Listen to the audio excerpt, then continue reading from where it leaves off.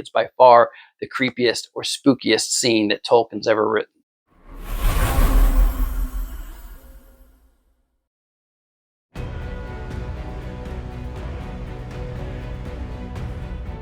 Hey everyone. So a couple of days ago, I was immersed in reading some fantasy novels in preparation for a video that we're going to release here in a couple of weeks.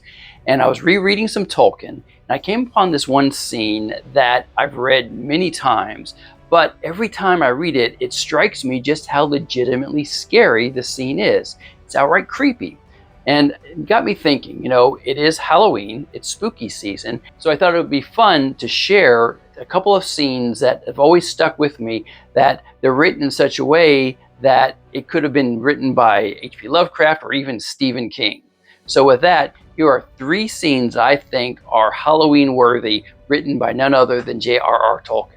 But first, real quick, if you haven't read The Lord of the Rings or The Silmarillion, these could be considered spoilers, so you may not want to watch it.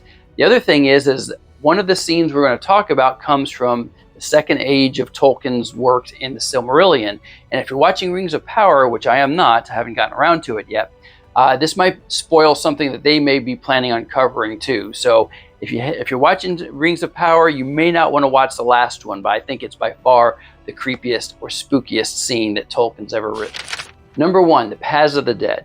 Paths of the Dead is something that's talked about in The Return of the King, Book 5, Chapter 2, in a chapter called The Passing of the Great Company.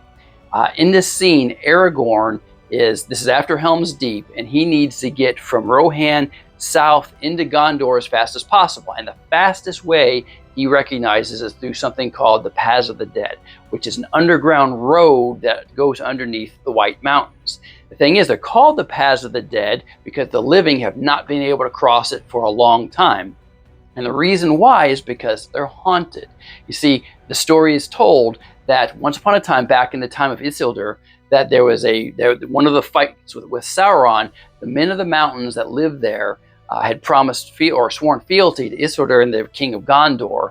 And when they fought Sauron, these men refused to fight. They betrayed their oath, and so they became known as Oathbreakers. Isildur essentially cursed them. These men fled before him, and they eventually died off in the mountains. And it was said that their wraiths haunted those mountains and haunted that path, so that they were doomed essentially to haunt this until they would fulfill their oath to the king of Gondor. So that's why Aragorn felt that he could cross this path, even though Éowyn and others were telling him not to do it. We get to see a lot of this through the eyes of Gimli, because Gimli is terrified, which is making him furious because he's a dwarf, right? And they're going underneath the ground. He felt he should be the strongest, and here he was. He seemed terrified, even though Aragorn was keeping it together and Legolas was keeping it together.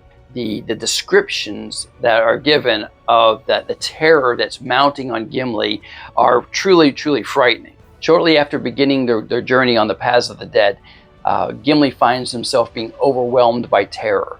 At one point it reads, "He could see nothing but the dim flame of the torches, but if the company halted, there seemed an endless whisper of voices all about him, a murmur of words in no tongue that he had ever heard before."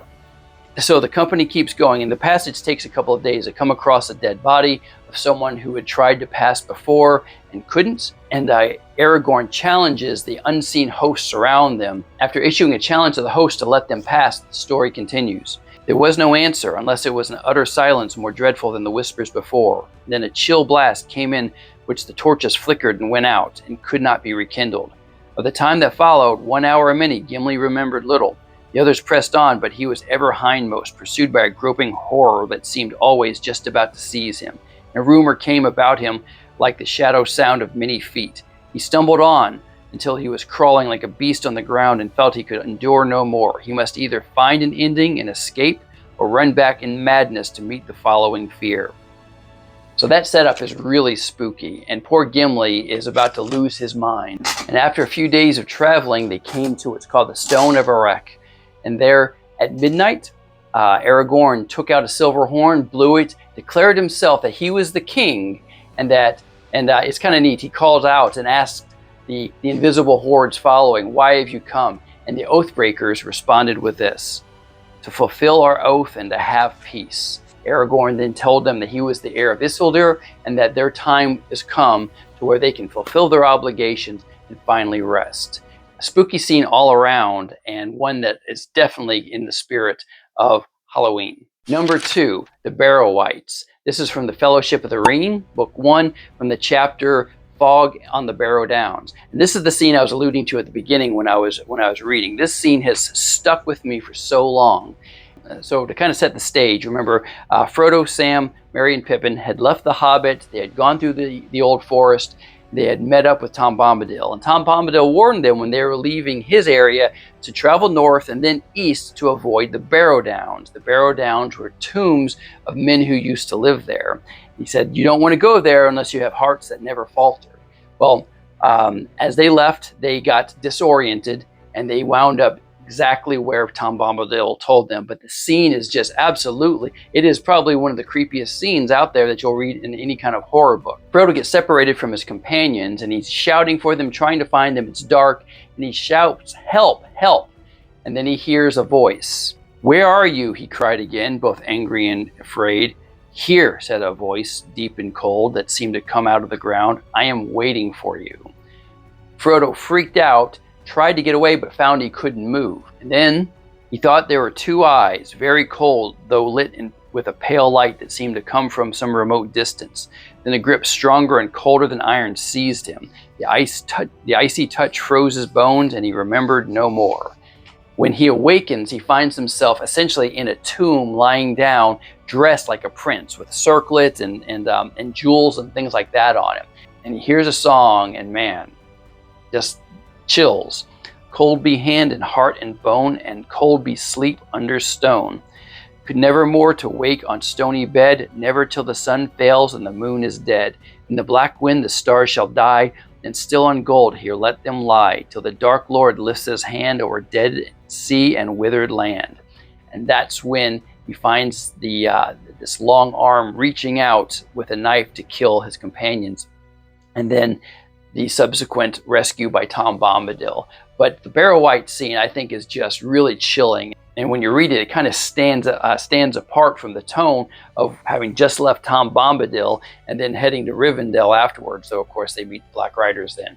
But yeah, the scene with the Barrow-Wights, I think, is definitely one of the most scary scenes in the entire Lord of the Rings. And finally, from the Silmarillion.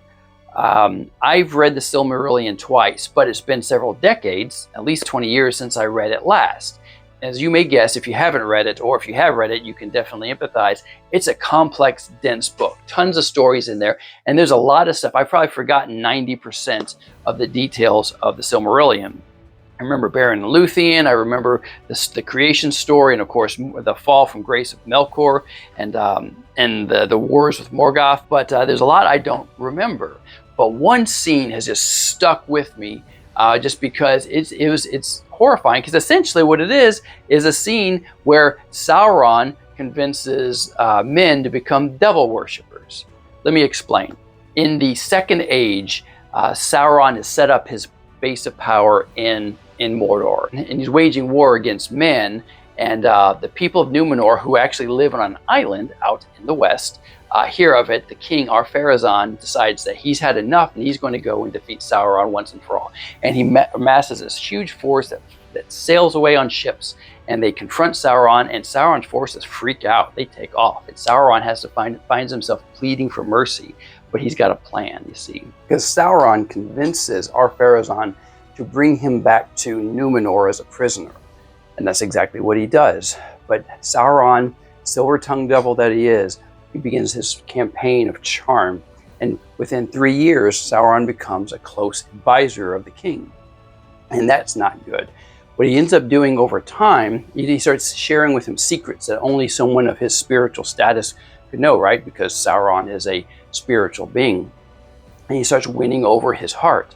And he starts getting him to question the Valar and everything that he's known to be good. And his advisors who see this, some of them start currying favor with Sauron himself. And what we start seeing is this conversion of him to the darkness.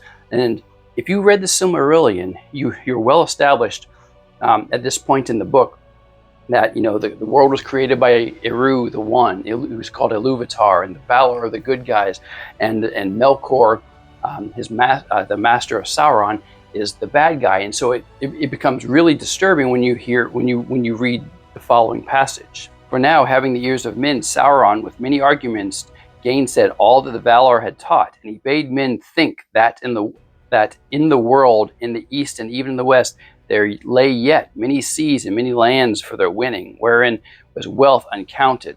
And still, if they should at the last come to the end of these lands and seas, beyond all lay the ancient darkness. And then Sauron says, and out of it the world was made, for darkness alone is worshipful, and the Lord thereof may yet make other worlds to be gifts to those that serve him, and so that the increase of their power shall find no end. And Ar-Pharazôn said, who is the Lord of the darkness? And that's when Sauron introduces him to Melkor. It just sends a shiver down your spine, because essentially he's saying, you know, the devil is the one who created everything, and that the Valar created this myth of Eru to fool Ar-Pharazôn. You see, Ar-Pharazôn's getting up in age, he's beginning to fear death. And so Sauron convinces him. And so what winds up happening after that is a temple is made to Melkor where they do blood sacrifices. I mean, Stephen King could have written something like this. And so the scene ultimately culminates with Numenor being destroyed in a great cataclysm, while Sauron sits in the midst of the temple laughing and cursing at the Valar. I mean, the scene is just really, really scary, I think, and is probably one of the most effective, scary scenes that Tolkien's ever written. But what about you? Do you know of any scenes from Tolkien that you think could pass for a horror story? Do you know of any other scenes from fantasy or science fiction that are surprisingly scary? Please put them down in the comments. Let me know what you thought about the scenes that we talked about here. And happy Halloween and have a good day.